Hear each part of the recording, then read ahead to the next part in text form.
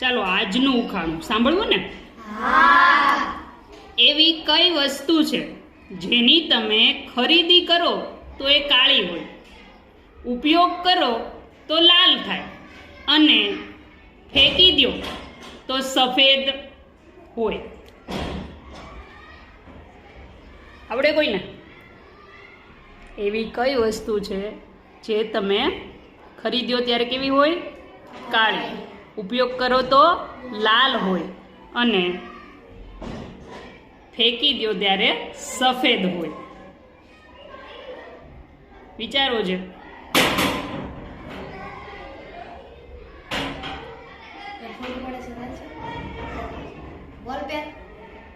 ખોટું ખોટું